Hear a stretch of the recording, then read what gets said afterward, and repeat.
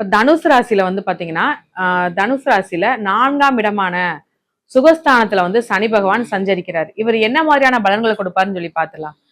இவர் வந்து பாத்தீங்கன்னா, உங்களுக்கு ஃபர்ஸ்ட் எடுத்தோடனே ஒரு நிறைய பெரிய பாசிட்டிவான பாயிண்ட்லயே ஆரம்பிச்சிடும். சொந்த வீடு, இடம், நிலம் வாங்குறதுக்கு உண்டான வாய்ப்பும், வண்டி வாகனம் வாங்குறதுக்கு உண்டான வாய்ப்பையும் யோகத்தையும் அள்ளி கொடுக்குறாரு. ஏன்னா நீங்க அந்த ஒரு ஐடியாலே இருந்திருக்க மாட்டீங்க. சொந்த வீடுலாம் வாங்கணும், இல்ல இடம் வாங்கணும், இல்ல வண்டி எல்லாம் வாங்கணும்னு யோசிக்கிற மாட்டீங்க. ஆனா திடீர்னு இந்த காலகட்டத்துல வாங்கினாதான் என்னன்னு சொல்லி சனி பயிற்சிக்கு அப்புறம் தான் உங்களுக்கு யோசிக்க ஆரம்பிக்கும். சனி பயிற்சி ஸ்டார்ட் பண்ணதுக்கு அப்புறம் தான் யோசிக்க ஆரம்பிப்பீங்க. அந்த டைம்ல நீங்க வாங்கவும் செஞ்சிருவீங்க. அந்த வாங்குறது மூலமா அதுவே ஒரு பெரிய என்னடா திடீர்னு இப்பதான் யோசிச்சா வாங்குற மாதிரியான ஒரு சந்தோஷம் உங்களுக்கு கிடைக்கும். தொழில்ல உங்களுக்கு மாற்றம் இருக்காது. தொழில் எப்பயும் போல நார்மலா போய்கிட்டே தான் இருக்கும். நார்மலான வருமானம், ரொம்ப அதிகமான வருமானம் அப்படின்னு சொல்லி கிடையாது, ரொம்ப கம்மியான வருமானம் சொல்லி இருக்காது. நார்மலா எப்பயும் போல அந்த வருமானம் வந்துகிட்டே தான் இருக்கும். வருமானத்துக்கு குறைவில்லாம வந்துகிட்டே இருக்கும். ஆனா வேலைன்னு சொல்லி நம்ம பார்க்கும்போது வேலையில மேல் அதிகாரிகளோட கொஞ்சம் பணி கண்டிப்பு இருக்கும். கொஞ்சம் இந்த பனிப்போர் மாதிரி இருந்து அதுக்கடுத்து ஓப்பனாவே ஒரு கண்டிப்பு. மேல் அதிகாரி உங்களுக்கு ஏதாவது ஒரு வகையில உங்கள கண்டிக்கிறதோ ஏதாவது ஒரு வகையில கொஞ்சம் ஹார்ஷா பேசுறதுக்கு உண்டான சுச்சுவேஷன் இந்த டைம்ல இருக்குதும். நீங்க கொஞ்சம் கவனமா இருங்க. ஏன்னா நல்ல பிள்ளையா இத்தனை நாள் இருந்தீங்க, நல்லா போய்கிட்டு இருந்துச்சு. ஆனா ஏதோ ஒரு சின்ன உங்களுடைய குழப்பத்தினால, உங்களோட சின்ன கவனக்குறைவினால ஒரு சின்ன பிரச்சனை, அதன் மூலமான ஒரு வாக்குவாதம் வந்திருக்கும். கொஞ்சம் கவனமா இருக்கணும். இல்ல நீங்க இல்ல எனக்கு இது வேண்டாம், எனக்கு இது செட்டாவே ஆகாது, நான் புதிய வேலையை தேடி போய்க்கிறேன், எனக்கு என்ன அவசியமா அப்படின்னு கேட்கிறவங்களுக்கு மத்தியில கண்டிப்பா இப்போதைக்கு புதிய வேலை முயற்சி வேண்டாம். இந்த வேலையே பாருங்க. ஏன்னா இது இந்த வேலையுமே அடுத்து கொஞ்சம் கொஞ்சம் நேரம் கொஞ்ச நாள் கடந்ததுக்கு அப்புறம் இது உங்களுக்கு ஒரு பெரிய பாசிட்டிவாவும் உயர்ந்த பதவி அடைவதற்குண்டான யோகமாவும் இருக்கும். இப்போ உள்ள காலகட்டத்துக்கு நீங்க இதையே கன்டினியூ பண்ணுங்க. ஏன்னா இதுல வந்து உங்களுக்கு பணிச்சுமை இருந்தாலுமே உங்களுக்கு இடமாற்றத்துக்கு உண்டான வாய்ப்பும் இருக்கும். எனக்கு இந்த ஊர்ல எனக்கு இந்த வேலை தான் வேணாம், எனக்கு இந்த ஊரே வேண்டாம்னு சொல்றவங்களுக்கு இடமாற்றம் கண்டிப்பா கிடைக்கும்.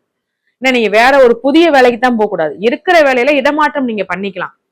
அதன் மூலமா எப்பயும் போல ஆனா வருமானம் அதிகமாகவோ இல்ல உயர்ந்த பதவி அந்த மாதிரியான விஷயங்கள் இந்த டைம் கொஞ்சம் நடக்காது, கொஞ்சம் தாமதமாகும். நடக்கவே நடக்காதுங்கிற மாதிரியான ஒரு எந்த ஒரு சூழ்நிலையும் வராது. கண்டிப்பா நடக்கும், ஆனா தாமதமா நடக்கும். அதை மட்டும் கொஞ்சம் கவனமா வைங்க. இன்னொரு முக்கியமான விஷயம் நம்ம சொல்றது, இந்த டயத்துல உங்களுடைய வீட்டுல கணவன் மனைவிக்குன்னு சொல்லி பார்க்கும்போது கொஞ்சம் கருத்து வேறுபாடு வர்றதுக்கு உண்டான வாய்ப்பு இருக்கு. குடும்பத்துக்குள்ள ஒரு கணவன் மனைவியா இருக்கட்டும், உங்களுடைய தாய்க்கும் உங்களுடைய அதாவது உங்களுடைய வாழ்க்கை துணையோட ஒரு இப்ப உங்க தாய் இருக்காங்க, உங்களுடைய அத்தையும் சொல்லலாம், மாமியார், இவங்களுக்குரிய ஒரு கருத்து வேறுபாடு வர்றதுக்குண்டான வாய்ப்புகள் இந்த கால டைம்ல வர்றதுக்குண்டான நிறைய இருக்குது. கொஞ்சம் நீங்க பார்த்து கவனமா பேசுங்க. ஏன்னா நீங்க என்ன பேசினாலும் அவங்க தப்பா புரிஞ்சுக்கிட்டு அதன் மூலமா வாக்குவாதம் வரும். இந்த நேரத்துல நீங்க கொஞ்சம் அமைதியா இருக்கிறது நல்லது. நீங்க ஒண்ணு பேசி அவங்க ஒண்ணு புரிஞ்சுக்கணுங்கிற வாக்கியம் நிறைய வரும். அடுத்து வந்து பாத்தீங்கன்னா ஏதாவது ஒரு விஷயம் நீங்க வெளியூர் பயணம் மேற்கொள்றீங்க, இல்ல வெளியூர் போகணும்னு நினைக்கிறீங்க அப்படின்னா உங்களுக்குலாம் கண்டிப்பா பயணம் மேற்கொள்ளலாம். நல்லா இருக்கும். எல்லா வகையிலுமே ஒரு என்ன சொல்றதுன்னா ஏதாவது ஒரு வகையில உங்களுக்கு வருமானம் கொடுத்துக்கிட்டே தான் இருக்கும். அதுக்காக ரொம்ப பெரிய வருமானம் அப்படிலாம் இல்ல. ஒரு வருமானத்தை கொடுக்குறவரு ஒரு பக்கம் செலவையும் கொடுக்க ஆரம்பிக்கிறாரு. ஏன்னா ஏதாவது ஒரு வகையில செலவு வந்துகிட்டு தான் இருக்கு. அது சுப செலவாகவும் இருக்கும். ஏதாவது ஒரு வகையில நீ கண்டிப்பா அதை பண்ணித்தான் ஆகணும் அப்படின்னு ஒரு ஃபோர்ஸ் வந்து யார் மூலமாவது உங்களுக்கு ஏதாவது கொடுத்துக்கிட்டே தான் இருக்கிறாங்க. உங்களுக்கு ஒரு விஷயம் நீங்க பண்ண நினைக்கீங்க, எனக்கு இது பிடிக்கல, இந்த வேலை எதுக்கு நம்ம பண்ணிக்கிட்டு, அதாவது சும்மா ஏதாவது ஒரு 4 வீட்லயே நினைச்சுக்கோங்களேன், வீட்லயே ஒரு வேலை பண்ண சொல்றாங்க, எனக்கு இது பிடிக்கல அப்படின்னு சொல்லி அதுவே ஒரு பெரிய ஆர்கியூமெண்டா மாறும்.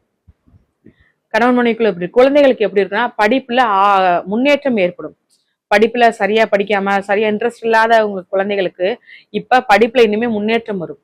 படிப்புல ஆர்வம் வர ஆரம்பிக்கும். ஏன்னா கல்வி வந்து தங்கு தடை இல்லாம வரும். ஏதாவது ஒரு வகையில படிக்கவே கஷ்டமா இருக்கு, எனக்கு ஒரு அமௌண்ட் விஷயம்னாலும் சரி, எதனாலும் ஒண்ணு கஷ்டமா இருக்கு உங்களுக்கு மத்தியில, உங்களுக்கு பணத்துல குறைவில்லாம இருக்கும். அதாவது ரொம்ப அதிகமா வராது, நார்மலா எப்பயும் போல வரும். படிப்பு விஷயத்துல உங்களுக்கு யாராவது ஒருத்தர் ஸ்காலர்ஷிப் மூலமா ஏதாவது ஒரு உதவி உங்களுக்கு கிடைக்கும். உயர்ந்த படிப்பு நீங்க தங்குதடை இல்லாம படிப்பீங்க. ஆனா மத்த எல்லா விஷயத்திலயும் நீங்க கொஞ்சம் கவனமா இருக்கக்கூடிய காலம், அது எந்த நாளும் இருக்கட்டுமே. ஆனா இந்த டைம்ல நீங்க கடின உழைப்பு கொடுக்கணும். படிப்புலயும் கடின உழைப்பு கொடுக்கணும். சும்மா சாதாரணமா இது மட்டும் கொடுக்குறேன் இல்ல அது வேணா எதுவுமே வேணாம். கடின உழைப்பு படிப்புலயும் கொடுக்கணும், இதுலயும் கொடுக்கணும். இன்னொரு முக்கியமான விஷயமா நான் சொல்ல போறது, உறவினர்களிடம் மனக்கசப்பு ஏற்படும். அந்த உறவினர்கள் கூட நீங்க எதுனாலும் பேச்சுவார்த்தை எதுனாலும் சரி பரவாயில்ல, இல்ல ஏற்கனவும் சொந்தமா ஏதாவது அவங்க கூட தொழில இருக்கீங்க, இல்ல அவங்க கூட அவங்க வீட்டுல போய் இருந்து படிக்கீங்க, அவங்க வீட்டுல இருந்து நீங்க ஏதோ வேலை பாக்குறீங்கன்னா இந்த டைம் நீங்க கொஞ்சம் வெளியில வந்தோ இல்ல உங்களுடைய இடத்துக்கு போயோ பாக்குறது நல்லது. ஏன்னா அந்த இடத்துல சில சங்கடங்களோ சில மனக்கசப்புகளோ ஏற்படுறதுக்கான வாய்ப்புகள் கண்டிப்பா இருக்குது. இன்னும் இந்த டைம்ல நீங்க வந்திருக்கேன்னு குடும்பத்துக்குள்ள உள்ள விட்டு கொடுத்து போறது வேற. ஆனா உறவினர்களுக்கு மத்தியில இருக்கும்போது ஒரு சங்கடத்தையும் உங்களுக்கேவும் நம்ம ஏன் இங்க வந்தோங்கிற ஒரு மனக்கசப்பு உண்டாக்கிடும்.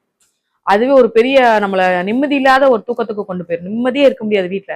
இவங்க ஏன் நம்மள இப்படி பேசுனாங்க இப்படி மாதிரியான ஒரு யோசனை உங்களுக்கு ஓடிக்கிட்டே இருக்கும். அது மட்டும் வேண்டாம். அதனால என்ன பண்ணுங்கன்னா நீங்க அதுல இருந்து கொஞ்சம் வெளியில வந்து கொஞ்சம் ஒதுங்கிருங்க, கொஞ்ச நாள் ஒதுங்கிருங்க.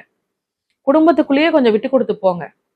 ஏன்னா எப்பவுமே உங்களுக்கு பண வரவுல இருந்து எதுவுமே உங்களுக்கு தடையா இருக்காது. எடுத்தோடனே நீங்க மேல போய் உட்கார்ந்து நினைப்பீங்க, அப்படி இல்ல. படிப்படியான முன்னேற்றத்தை கொடுக்குறாரு. ஒரு வேலையிலயும் சரி தொழிலையும் சரி.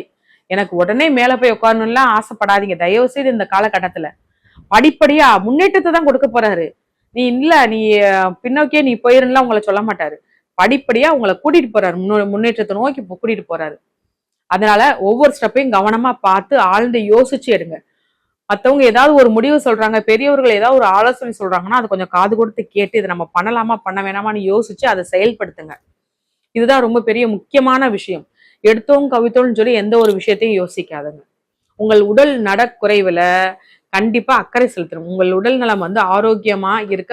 அதாவது எப்படின்னா நல்லா ஆப்ரேஷன் பண்ணி நல்லா சரியாயிருக்கும். ஆப்ரேஷன் பண்ணி ரொம்ப நாள் ஆகி ரொம்ப மாசமாயி சரியாயிருக்கும். இந்த காலகட்டத்துல ஏதாவது ஒரு விஷயத்த நீங்க பண்ணி ஒரு வெயிட்டை தூக்க கூடாதுன்னு சொல்லியிருப்பாங்க, வெயிட்டை தூக்கியிருப்பீங்க. ஏதாவது வேகமா போயிருப்பீங்க, இடிச்சிருக்கும். நீங்க எந்திச்சு இந்த மாதிரி வேலை பண்ணக்கூடாதுன்னு இருப்பாங்க, நீங்க கண்டிப்பா பண்ணிருப்பீங்க. அதன் மூலமா சின்ன அளவுல சின்னதா ஒரு ரத்த கசிவோ சின்ன உடல்நிலையில அந்த சின்ன தையல் பிரிதோங்கிற ஒரு விஷயம் கண்டிப்பா வரும். தயவு செய்து வயிற்று பிரச்சனை இந்த மாதிரி பிரச்சனைகளை அசால்ட்டை விடாதீங்க. கொஞ்சம் கவனமா இருங்க. ஆப்ரேஷன் பண்ணியிருக்கீங்கனாலும் சரி, உடல் நார்மலா வயிற்று வலி இந்த மாதிரி இருந்தாலும் சரி, டக்குன்னா ஒரு எவ்வளவு தூரம் நீங்க செக்யூரா இருக்கணுமோ அவ்வளவு தூரம் இருங்க. அலட்சிய போக்கா இந்த டைம் நீங்க இருக்காதீங்க. நீங்கள் வணங்க வேண்டிய தெய்வம் நான் சொல்றது முருகர் வழிபாடு பண்ணுங்க. முருகர் வள்ளி தெய்வானையோட இருக்கிற முருகர் வழிபாடு பண்ணுங்க. நிச்சயமா அவர் உங்களுக்கும் உங்கள் குடும்பத்திற்கும் பரிபூரண ஆற்றலையும் ஆசீர்வாதத்தையும் கொடுப்பார்.